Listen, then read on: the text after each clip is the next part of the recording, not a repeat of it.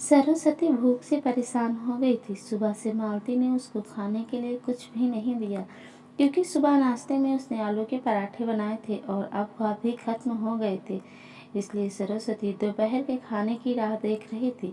पर मालती ने सुबह पेट भर के नाश्ता किया था, इसलिए वो दोपहर का खाना नहीं बनाने वाली थी। अत्यंत भूख से परेशान हो रही सरस्वती मालती के पास गई और बोली, बहू, मुझे बहुत जोरों से भूख लगी है, खाने के लिए कुछ भी दे दे। सरस्वती का कहना सुनकर मालती मुंह टेढ़ा करके बोली, दिन भर सिर्फ आपको भूख ही लगती है, दूसरा तो कुछ भी काम नहीं रहता आपको।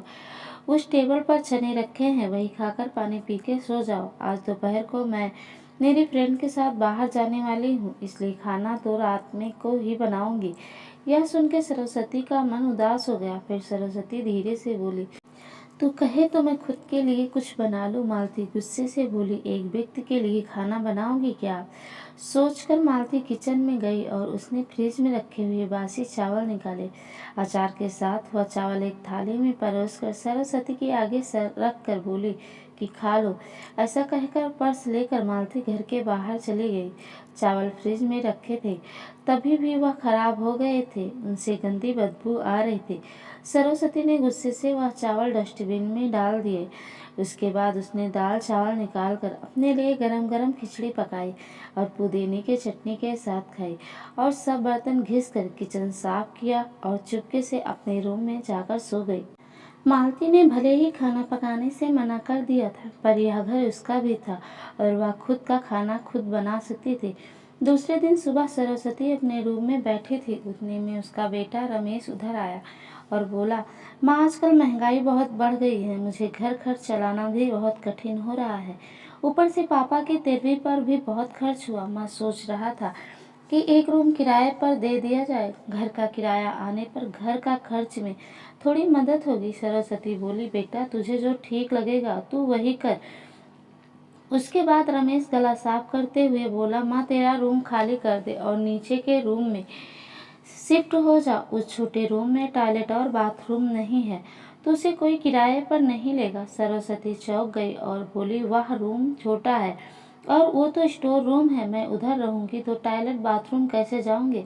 रमेश बोला, माँ, तू आंगन के टॉयलेट में जाया कर, तू तो वो घर ही रहती है ना। जिसको हम रूम किराए पर देने वाले हैं उसको तो सारी सुख सुविधाएं तो चाहिए ना।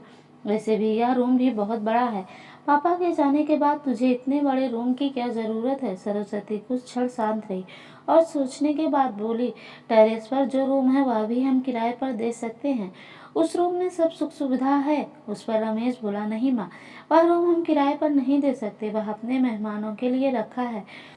तुझे तो अच्छे से पता है कि मालती के मायके वालों का आना जाना चालू रहता है, इसलिए एक्स्ट्रा रूम मेहमानों के लिए रखना पड़ेगा।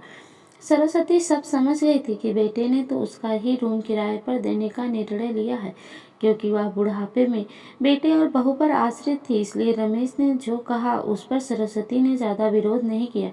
उसने अपना थोड़ा सामान लिया और छोटे रूम में शिफ्ट हो गई। उधर पुराने छोटे रूम में उसका भी जी घुट रहा था, तब भी वह उस रूम में दिन काट रही थी। नया किराएदार आया था, सब पहले जैसा चल रहा था। घर में आए हुए किराएदार का नाम अशोक था, एक एनजीओ में काम करता था। वह हर रोज मालती और रमेश सरस्वती के साथ कैसा सलूक करते थे वह देखता था। वह देखकर उसको बहुत बुरा लगता था। धीरे धीरे सरस्वती अशोक को अपने बेटे जैसा मानने लगी। अशोक भी आते जाते सरस्वती का हालचाल पूछा करता था और उसका ख्याल रखा करता था। रमेश और मालती को सरस्वती से कुछ लेना देना नहीं था। मालती बचा हुआ खाना उसकी थाली में रख कर जाती और बेटा तो उसकी तरफ देखता भी नहीं था। सरस्वती तो पहले ही समझ चुकी थी कि उसका बेटा अब पहले जैसा नहीं रहा, वह बदल गया है। फिर भी वो आंखें बंद करके किसी पालतू पशु जैसी उस घर में रहती थी, क्योंकि बुढ़ापे में उसको दूसरा किसी का सहारा नहीं था। रोटी के दो टुकड़ों के लिए उसको उनके सहारे रहना पड़ रहा था। कभी कभी सरस्वती को बहुत रोना आता था। सरस्वती अशोक को अपने मन की बात बताने लगी। उनके पति की मौत बेटे की लापरवाही से हुई थी, पर वो ज्यादा नहीं बोल पा रही थी। जब पति काम पर जाते थे तब घर में हम दोनों को बहुत मान सम्मान मिलता था।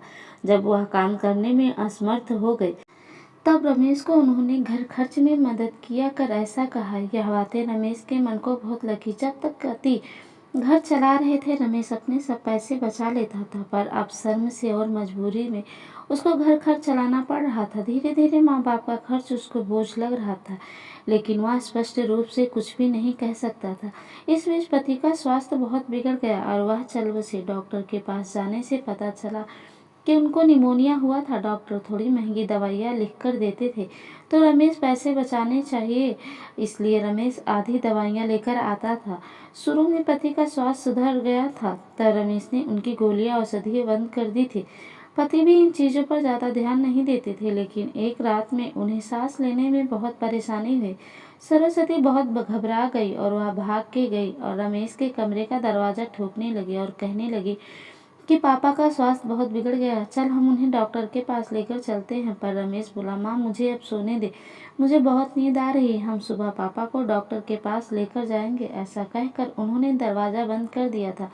सरस्वती रात भर पति के तकिए के पास चिंतित बैठी रही। कभी छाती को तेल लगाकर मालिश कर रही थी, तो कभी बाफ दे रही थी, पर भगवान को कुछ अलग स्वीकार था। सुबह तक उनकी मृत्यु हो चुकी थी। घर में कब्रिस्तान जैसी शांति थी। रमेश रोने का नाटक करने लगा। मालती तो ऐसे रो रही थी जैसे उसको वास्तव में ससुर चले गए। इस बात पर बड़ा दुख हो रहा है। सबसे ज्यादा धक्का लगा सिर्फ सरस्वती को, पर वह कुछ बोल नहीं पा रही थी। सरस्वती की आंखों से आंसू आ रहे थे और उसके होंठ थर-थर कांप रहे थे, जैसे कि वो कहना चाहती हो कि अब ऐ रोने का नाटक क्यों कर रहे हो, मेरे पति की मौत के आप दोनों जवाबदार हो। पर वह कुछ बोल नहीं पाए। क्रियाकर्म कर दिया गया। सरस्वती के दिमाग में हमेशा एक बात चलती थी, रमेश ने लापरवाही नहीं की होती तो आज मेरे पति जिंदा होते। उनकी मौत के बाद मालती और रमेश का व्यवहार बहुत बदल गया था। सरस्वती को भी उनके व्यवहार की आदत पड़ गई थी, इसलिए वह उनकी तरफ से कोई भी अपेक्षा नहीं रखती थी, पर उनका मन उसे अंदर ही अंदर खाए जा रहा था। ऐसी हालात को सबक भी नहीं सिखा सकती। एक दिन उनका किराएदार अशोक उसके पास आया और सरस्वती को कुछ बातें उसने समझाई। वह बातें सुनकर सरस्वती की आंखों में एक नई उम्मीद जागी। दूसरे दिन सुबह सरस्वती मालती और रमेश के पास आई और बोली, मुझे तुम दोनों से बहुत ज़रूरी बात करनी है। मुझे ऐसा लग रहा है तुम दोनों को मेरे साथ रहने में प्रॉब्लम है, इसलिए मैंने सोचा है कि मैं वृद्धा आश्रम में रहूंगी। सरस्वती का कहना सुनकर मालती बहुत खुश हो गई। रमेश ने थोड़ा दुखी होने का नाटक किया। फिर थोड़ी देर में सरस्वती ने उन दोनों के चेहरे के हाव भाव देखे और बोले, रमेश तुझे दुखी होने की ज़रूरत नहीं है और मालती तुझे इतना खुश होने की ज़रूरत नहीं है। पहले मेरी सब बातें सुन लो। और सरस्वती हंसकर बोली, यह बातें सच्ची है कि वृद्धा आश्रम में मैं रहूंगी, पर मैं इस घर से कहीं नहीं जाऊंगी। मैं इस घर को ही वृद्धा आश्रम बनाऊंगी। अब यहाँ तुम्हारे जैसे स्वार्थी बेटे और बहू यहाँ नहीं रहेंगे, मेरे जैसे बूढ़े लोग यहाँ रहेंगे। ये मेरे आखिरी निर्णय हैं।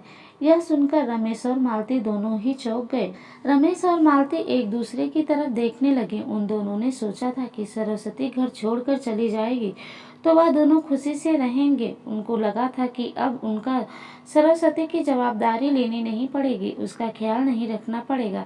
पर इधर तो सब उल्टा हो गया था। सरस्वती का कहना सुनकर रमेश गुस्से से बोला, माँ तेरा दिमाग तो ठीक है ना, इस घर पर मेरा अधिकार है, फिर तू इस घर को कैसे वृद्धाश्रम बना सकती है। तू भूल रहा है बेटा, अभी तक ये घर मेरे ही नाम पर है। सरस्वती गुस्से से बोली, तुम दोनों ने मुझे बहुत परेशान किया है, छोटी छोटी बातों पर मेरा अपमान किया है, बीमारी के वक्त भी मुझ पर ध्यान नहीं दिया, खाने पीने के लिए भी मुझे बहुत तरसाया। तेरे पिताजी भी मुझे छोड़कर चले गए। अगर मैंने कठोर निर्णय नहीं लिया तो मेरा भी वही हाल होगा जो तुम्हारे पापा का हुआ था। इसलिए मैंने सोचा है कि बेटे के झूठे प्यार के जाल में फंसने से अच्छा है मैं अपने बारे में सोचूं। रमेश घुटनों पर आकर बोलने लगा, माँ मुझे माफ कर दे, हम दोनों तेरा अच्छे से ख्याल रखेंगे, तेरा कभी भी अपमान नहीं करेंगे, पर तू इस घर को वृद्धा आश्रम मत बना। माँ थोड़ा सोच कर तो देख हमारा क्या होगा। सरस्वती ऊंची आवाज में बोली, मैंने और तेरे पापा ने तुझे अच्छे संस्कार दिए थे, फिर भी तूने सिर्फ तेरे परिवार के बारे में ही सोचा, हमारा नहीं। फिर भी तेरा कैसे सोचूं? तू तेरे परिवार का सोच, मेरी चिंता मत कर और जल्द से जल्द ये घर छोड़कर चला जा, क्योंकि इस घर में अब अच्छे लोग रहने आ रहे हैं। इतना कहकर सरस्वती अपने रूम में चली गई और रमेश मालती शांत सरस्वती को जाते हुए देखते ही रह गए। सरस्वती ने अपने जैसे बूढ़े लोगों को उसके घर में आश्रय दिया। अशोक की मदद से वृद्धा आश्रम अच्छे से चलने लगा।